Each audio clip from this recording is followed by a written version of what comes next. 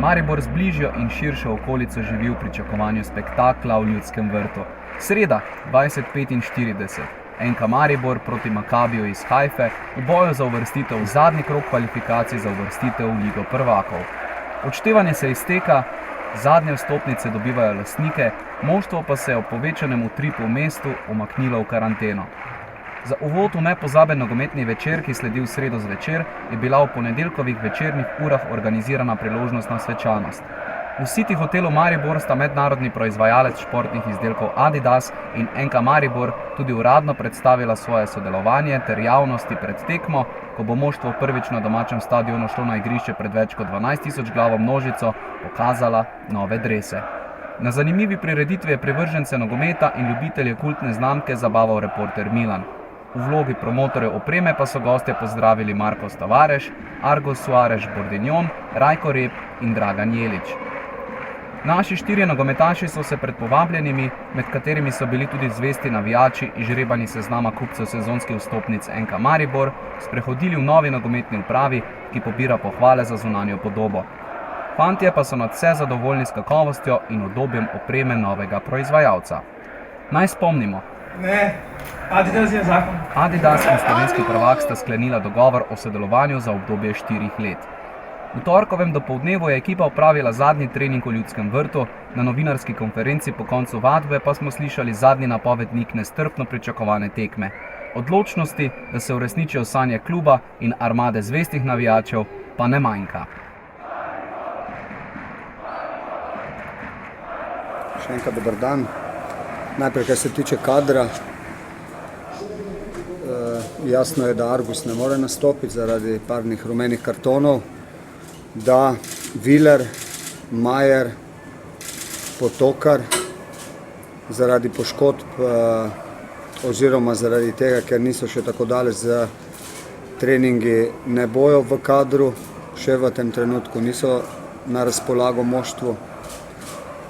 In to je, kar se tiče odsotnosti, ostali so pripravljeni. Mislim, da se v takih trenutkih ni potrebno dodatno motivirati, kajti okolje, pomembnost tekme nam daje to energijo, ki jo jutri potrebujemo, oziroma ki jo bomo jutri potrebovali na tekmi. Imamo aktiven rezultat, vendar ne glede na prikazano v Izraelu smo tam tekmo izgubili in na to moramo biti pozorni. Nasprotnik ne potrebuje veliko prostora, da je nevaren. To pomeni, da bomo morali biti zelo natančni, pozorni v izvrševanju nalog v fazi branjenja. Jasno pa je, da vemo oziroma da nam bo nasprotnik v določenih trenutkih tudi nekaj pustil in tu moramo biti mi v fazi napada natančni, predrzni, hrabri in jurišati na njihov gol in jih jasno tudi premagati. Cilj imamo, en zelo pomemben cilj je pred nami, do vsakega od nas osebno in pa tudi za nogometni klub Maribor in pa za okolje, katero je nam zelo, zelo pomembno, tako da bomo vse naredili, da bi šli jutri iz igrišča kot zmagovalci. Predvsem spremenjena zvezdna linija z njihovima dvema defenzivnima igralcema v sredini igrišča, katera sta tekavsko veliko bolj sposobna, kot sta bila ta dva, ki sta igrala, številka 18 in 15. Čeprav je 15 njihov največji talent in bo najverjetneje zdaj igral levo v zvezni vrsti. Oba, to pogovorimo o Nigericu, številka 6, vi boste bolj še vedeli imena, in pa Brazilcu, številko 7, oba sta niže rasti, izredno agresivna, manj kreativna, tako da bomo v sredini imeli manj prostora oziroma bomo v sredini bili za žogo bolj pod pritiskom kot na tekmi v Izraelu, čeprav smo že na tekmi z Izraelom bili v določenih trenutkih, ko oni izgubijo žogo, so v tem prvem momentu izredno agresivni. Mi smo se že pred prvo tekmo pogovarjali o tem in skušali preprečiti to, oziroma poznamo način, kako iti v boj s to njihovo agresivnostjo. Gledali ste tekmo v Izraelu in videli ste, da ko smo uspeli odigrati pas 15 metrov po tleh, smo bili kar naenkrat sami.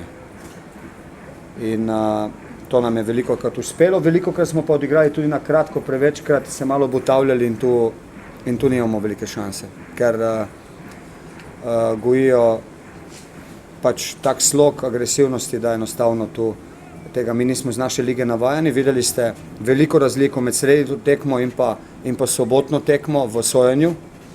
Naši sodniki pri vsakem dotiku piskajo faul, tam pa ste videli, koliko faulov ni bilo.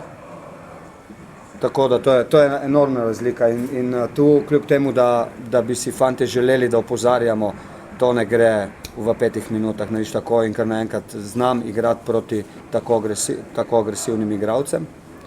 Nažalost je to tako, te razlike po moje ne bi smele biti tako velike v kriteriju, vendar ne glede na to, kvaliteta moštva je, smo pokazali že v Izraelu, da smo se zelo hitro prilagodili in upam, da se bomo tokrat, da bomo od prve minute, sodnik je Francoz, spomnimo se Züricha tu, Francoz je dopuščal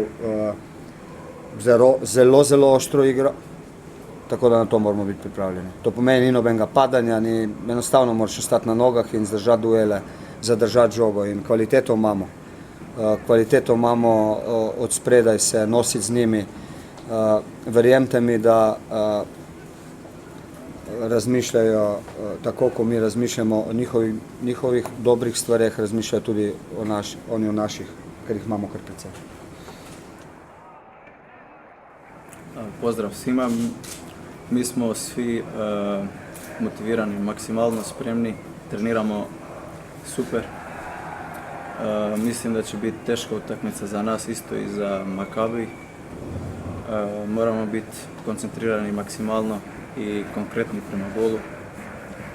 Vjerujem i nadam se da ćemo dati svi maksimum do kraja i borit ćemo se za pobjedu. Ja, nema veze ko zabija, znači samo treba da se pobjedi utakmica.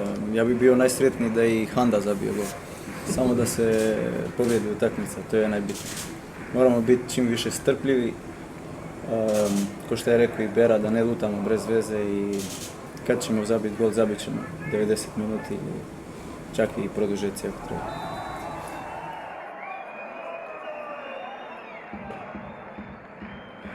Je. I u Makabi znači je bila baš ekstra, potrudili smo se. Rekao sam i prije da ćemo se potruditi ovdje i to je, mislim, da najbitnija utakmica ovu sezonu za nas, za svi nas. Dobro, mi vemo da je Makabi dobra ekipa, smo se spoznali že v Izraelu. Vsekakor smo tudi videli, da se lahko igra proti taki ekipi. Smo tudi zabili v Izraelu, tako da mislim, da smo zmožni zabiti tudi jutri.